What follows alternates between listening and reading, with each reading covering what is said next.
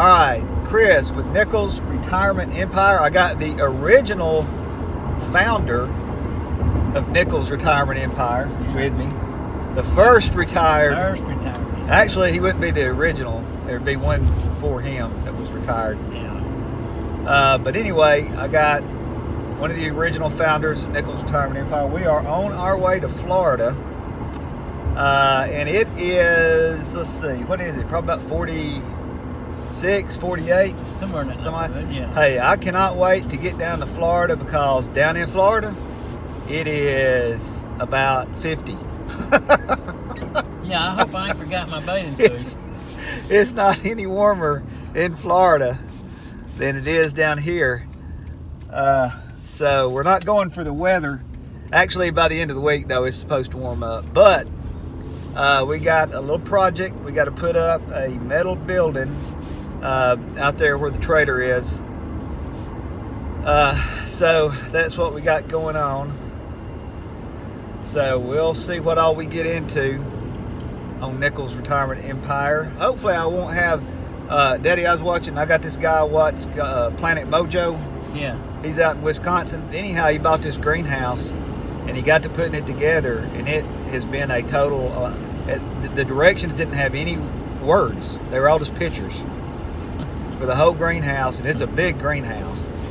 And half the stuff hadn't worked, and some of the parts aren't supplied. I mean, it's just been a disaster. He's been working on this thing about 5 or 6 days, so hopefully that's not going to be what happens to us. What's bad is once he got it all put together, you can't take it all apart and send it back. So he's had a mess. Yeah. We feel confident that we know what we're doing. I would say we can read directions, but his didn't even have written directions, so I'm kind of scared to say we can follow the directions, because I don't know what kind of directions we're going to get. Apparently, in Alabama, it's legal to have a Cinnabon stand just like right in the middle of the convenience store. I mean, how can you, I mean, who would not buy a Cinnabon? And it's just $4. Is that all? It's just $4. I mean, how could you not? That shouldn't even. $4 for that? Lord, yeah. Dang. I'd do it again. Well, here, did you get all you want of it? Yeah, I ate all of it I could eat. It's a bargain. I would have done that. You sure are eating it.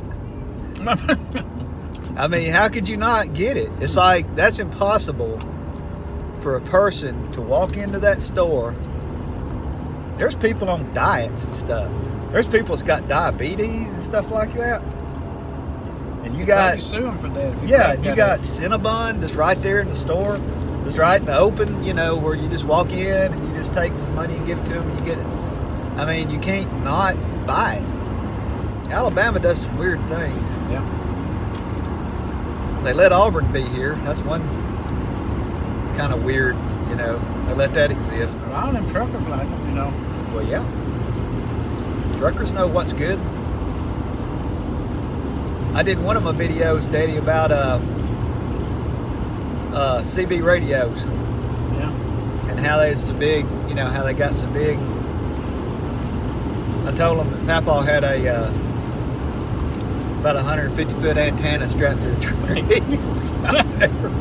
behind his house. How many radios did he have? Well, he had a base unit for one of them at his house. He stalked all night on. And then he had 2 or 3 of them. You know, he had a couple in his truck. He liked that. Well, he had that one desk in there back in that office that had them just stacked up on top of each other. That was all the broke ones. They could talk all over the world. So you're saying the ones that would work, he had 2? No, he didn't have a 2 that worked. 2 that worked. The rest of them were just look at. The rest of them were broke, that he bought at the flea market for nothing. Yeah. He was going to fix them.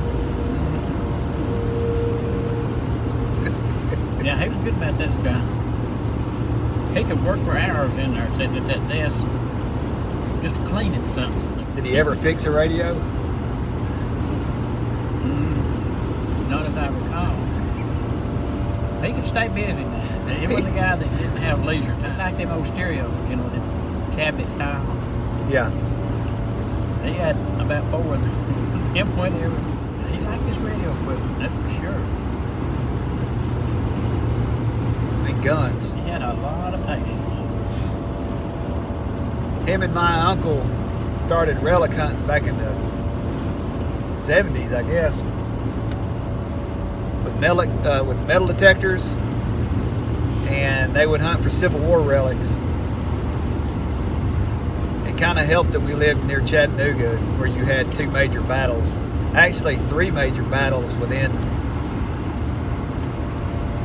what, 20 miles where we lived. They started doing that way before it started kind of becoming popular. They found all kind of stuff. They knew where every campground was, everywhere any Confederate or Union troop camped. You couldn't go find stuff where they fought because that would be like a park. But anywhere they stayed, of course, where they stayed is where you found all the stuff anyway. Yeah, the camps is where they dropped everything and lost everything, left everything behind. Him and Danny and I can't think of the other guys was rabbit hunting one evening, and the property they wanted to hunt on, they went up there and asked that guy, could they hunt on me? An old fella, real old fella. And Dwayne said, do you know the Yankees come through here? And that old guy said, when, last night? He was still after the Yankees.